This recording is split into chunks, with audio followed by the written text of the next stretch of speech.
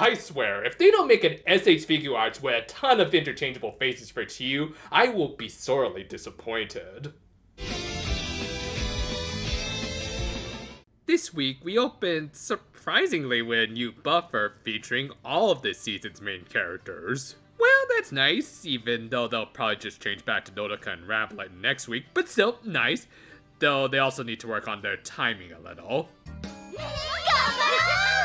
The episode proper opened at the Soizumi Inn, where the Precures class were volunteering at as a part of a job appreciation day. Chiyu's grandmother was willing to let them work as long as they all maintained some good smiles and followed Chiyu's example. Toji was also going to participate, which got a certain waterfall pumped to see his rival in action, to the point he put on some sunglasses indoors for whatever reason. Pretty sure shades are supposed to be a turtle and not a penguin thing.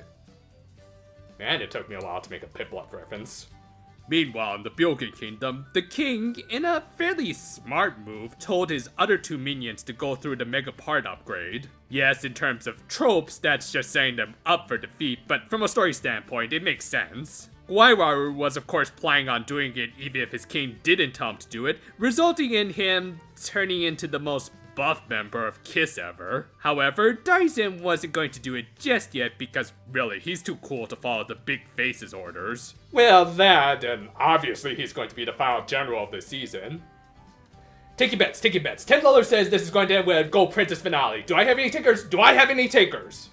And yeah, he probably will go through the process next week, but knowing him, he'll find some kind of protection against any sort of negative side effects. Back at the inn, she was instructing her classmates through a slightly hands-off approach, basically encouraging them to perform their chores based on their best judgments. There's a good reason behind this that we'll get into later, but for the most part, they proved to be more than up to the task. All the while, Asumi was taking pictures to illustrate their report later. Everything was going smoothly for everyone except a certain little brother. Toji ended up messing up twice in taking out some cushions, and then later when he took a little dip while cleaning the hot springs and someone's dog tried to jump into the pet bath. Though I'm willing to bet that Pooch was planning on doing its business in there, so I would actually call that a minor success there, kid. Still, this was very frustrating for him, as it was very apparent his sister was leagues ahead of him as the next owner of the inn. You know, something I've noticed about this show and the other magical girl anime I've taken to reviewing on a weekly basis is their application of the classic Freudian trio model. I've actually brought this up previously, but it does warrant repeating for this episode. Basically, it's a trope where you have a trio of characters that represent the three parts of the human psyche: the id, the ego, and the superego. Obviously, Hinata represents the impulsive id, Nodoka the leader represents the in-between ego, and Chiyu represents the logical superego. Often, the superego is basically the Spock of the team, you know, the sort of over-calculating and very by-the-numbers character who base a lot of their choices on more traditionalist beliefs. For our mostly Japanese cast, traditionalist beliefs would be more along the lines of Buddhism. And to sum that up in so many words, the major tenets behind it encourage extreme discipline and perceptiveness, hence Chiyu not immediately giving her classmates instructions and letting them figure things out for themselves. And this has been kind of a part of her character since the very beginning, with her constantly trying to up her vaulting game, or even just quietly contemplating things to find the most sensible solution. Chiyu might not have the most dynamic personality of this cast, but she does have some very interesting subtle layers to her, if that makes any sense. Anyway, Toji was still a little bummed, but a nice little moment. Nodoka and Hinata cheered him up, the latter especially since she could relate with the whole superior older siblings thing. Still, even the kindness of the Precure couldn't stop him from letting out a big sigh right in front of this wall of a man. I mean, good God, that shirt looks like it's painted on. Let me guess, you're workout buddies with Mr. Nono, aren't ya?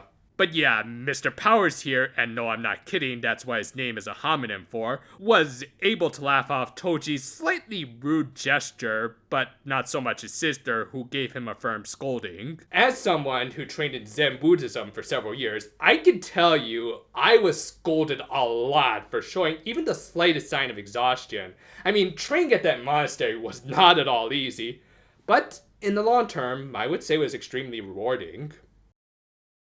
Still, that rewarding feeling wasn't going to come just yet, and Toji went off to think things out. However, Asmi ended up consulting him. And yes, at first, I was a little peeved at Asmi seemingly taking away screen time from our focus characters. That is until... Yeah, basically Pegitan used her as his mouthpiece, showing that while he did consider themselves rivals, he also did respect the kid's determination. Thus, this could be considered a good moment for one half of Cure with the other half being happy to see her partner being good to her brother. Good stuff, with Asumi also playing a part, as her pictures prove useful here, but she also didn't overshadow the real stars of this episode. Elsewhere, Guaiwaru was taking a little interest in Mr. Powers. I mean, yeah, obviously as a victim of the week, but the show did kind of lay it on a little thick. Hold on, let me just check something, and yep, they're already shipping these two. I can't show you what's on this phone, otherwise I'm going to get demonetized.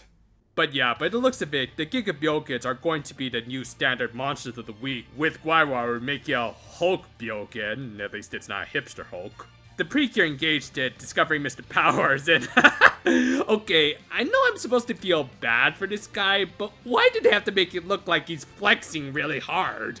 Honestly, I'm amazed that shirt is staying in one piece. Anyway, they managed to hold off the monster a little too well. I mean, I guess you could argue it's because he was still freshly made, but really, I think it was more to warrant this scene, as that same puppy from earlier ended up dragging Toji into the battle, forcing Chiyu to defend her brother. A wayward tree almost hit both of them, but somehow she caught him and even made a 10-point landing? That makes sense to me. Yeah, don't ask me how that works, and just appreciate some decent animation here. Chiyu managed to push the Giga Byoken back, which gave Asumi an opening for a free shot, making for a good team attack rather than one of them doing all of the work. Gee, it's almost as if balancing out this team after Asumi's arrival should have been a thing from the start. With that, they finished it off with their Den Kamen arrows. Yeah, I'm sticking with that name because I really like that weapon. And later, it turned out that the pup belonged to Mr. Powers, hence why it ran to him. With that, the episode ended with Toshi getting a better understanding of their guests and his own sister. After last week's episode that was mostly just fighting, this was a very good cooldown episode that gave some good focus to Chiyu and Pegitan. Yes, the former isn't exactly the most developed Blue ever, but for the most part, her character has remained very consistent, which is often all I ask for. Throw in a few scenes where their friends contribute but don't overshadow the two, and you got a very solid episode. Much like Chiyu herself, I did appreciate how this was mostly a chill episode. I mean, there were developments obviously amongst the villains, but for the most part, it was about our characters observing and coming to understand one another. As I said, it did all feel very zen, with Chiyu thankfully sticking with her established characterization as she stood firm on her traditionalist beliefs, to the point that while she will help her brother, she also wasn't going to spoil him either. Granted, she might have been too stuck in her old ways, as she acknowledged. Thus, thankfully, Pegitan was able to be a little more honest for both of their sakes, making for a very interesting little dynamic between these three, in spite of two of them not even being formally introduced to one another. The rest of the Cures also had nice little moments to share their support for the kid, with even Asumi seemingly starting to better incorporate into this team both in and out of battle. Speaking of which, an overall okay fight this week, though Guaiwaru's monster seemed a little too weak compared to Shindoinen's. I guess their new armament might also be giving them a buff, but it still did feel kind of iffy to already be nerfing the Giga Byokens. But that is a bit of a nitpick, as otherwise this was an appropriately relaxed episode for our resident Blue. Part 1 of my Symphogear Axis review should be out probably Thursday, if not Friday. Following that, Part 2 should be out in early December, and then to ring in the new year, I am going to make my Pink Lead analysis video, which is starting to expand into something a little more. You'll see what I mean, and I do think you'll find it interesting. And until then though, farewell for now my friends, and Huh? Where did my sunglasses go? Hey, I see you there! Give those back!